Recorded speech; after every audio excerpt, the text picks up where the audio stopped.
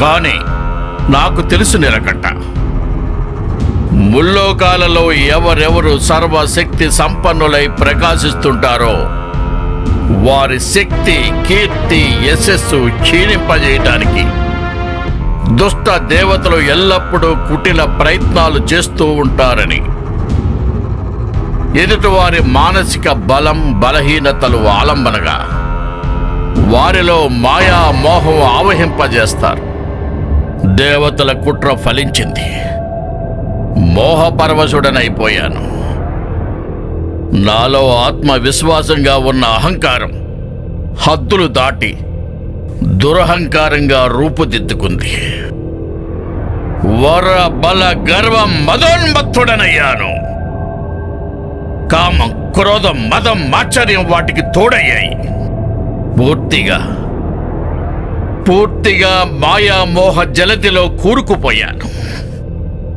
లేదు శివ, ముంచివేశారు మీ దేవతలు. అంతే. అధర్మ మార్గమే నాకు మహాధర్మ మార్గంగా తోచింది. మహనీయుల సత్యవాక్కులు, నీతి బోధలు భరింపరానివిగా, కన్న కఠోరంగా తోచేవి. దుష్ట తంత్రం, దుష్ట ఆలోచనలు, దుష్ట సలహాలు, దుష్ట భాషణం మహా మధురంగా తోచేవి. అంతే. యజ్ఞ యాగాలు ధ్వంసం, ధర్మ బోధనలు నిషిద్ధం, తపోధనుల శిరచ్ఛేదనం, న్యాయం ధర్మం సర్వం ధ్వంసం. ప్రతి నిత్యం రక్తపాతం చూడనిది నిద్రించేవాణ్ణి కాదు. పాశవిక ఆనందం, ఆ ఆనందం కోసం హర్రులు చాచేవాణ్ణి. వికటించిన కామం, క్రోధం అతల వితల సుతల తలాతల రసాతల పాతాళ లోకాలలో, భూలోక భువర్లోక సువర్లోక మహాలోక సత్యలోకాలలో నా దృష్టి పడి నేను మోహించిన ప్రతి సౌందర్య రాశి నా స్వంతమయ్యింది. ఎదురు తిరిగిన వారిని చెరబట్టి బలాత్కరించాను, లేదా అంతమొందించాను. లేలేత నవయవ్వన వయసు సొగసుల మదనాంగనలు ఎందరో నా సైన్య మందిరమందు నా రాక కోసం ప్రతి క్షణం ఎంతో ఆశగా ఎదురు చూస్తుంటారు.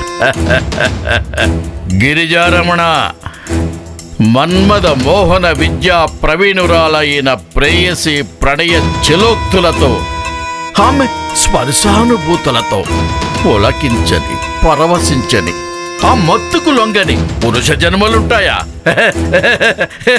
అది నాలాంటి కామశాస్త్ర పండితుడైన పురుషోత్తముడికి అహంకారం కాదా?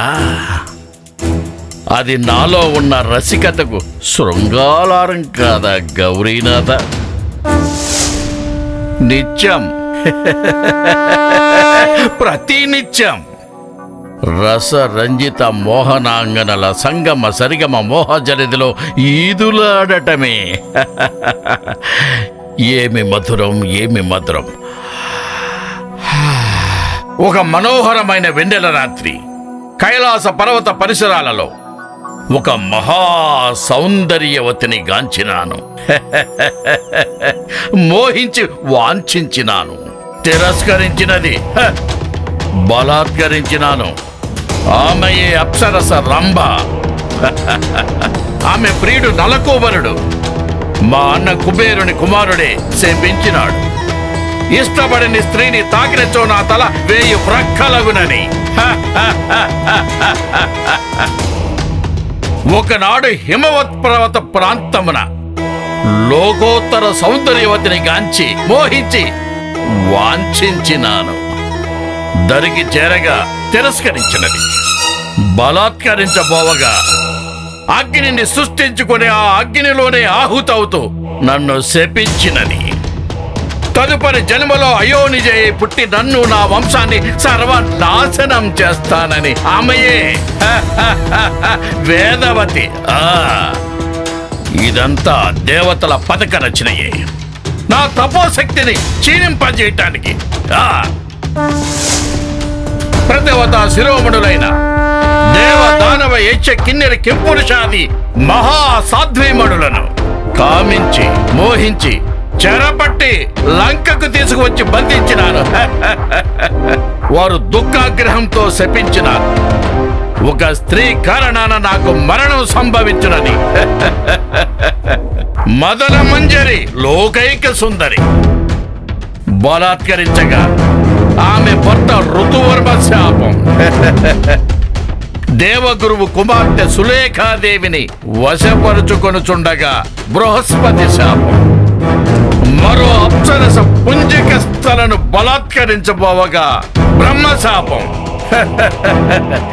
వానరుల చేతిలోనే నా నాశనమని కైలాస పర్వతాన మీ నందీశ్వరుని శాపం. వేదాలను బోధించమని వశిష్ఠ మహర్షిని అర్థించినాను, తిరస్కరించినాడు, బంధించినాను, శపించినాడు. సూర్యవంశపు రాజు చేతిలోనే నా మరణం తథ్యమని.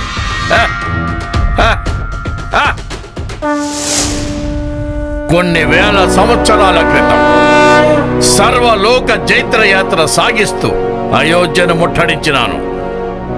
సూర్యవంశపు రాజు అనరణ్యుడు పరిపాలిస్తున్నాడు. యుద్ధాన ఓడించి తల ఖండించినాను, మరణిస్తూ శపించినాడు. వారి సూర్యవంశపు రాజు చేతిలోనే నాకు మరణమని.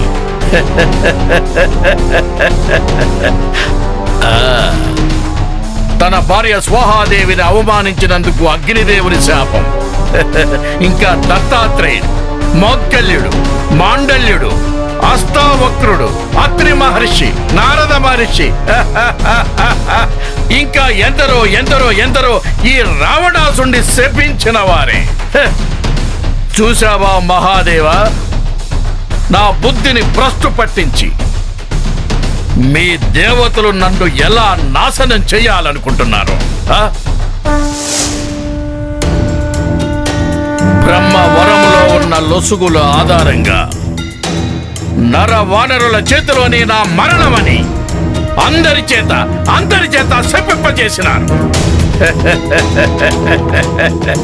ఈ అల్పజీవుల శాపాలు ఈ అఖండ తపోబల సంపన్నుడు, అరివీర ప్రళయ భయంకరుడు, మహామహిమాన్విత శక్తివంతుడైన ఈ రావణాసురుణ్ణి ఏమి చేయగలవు?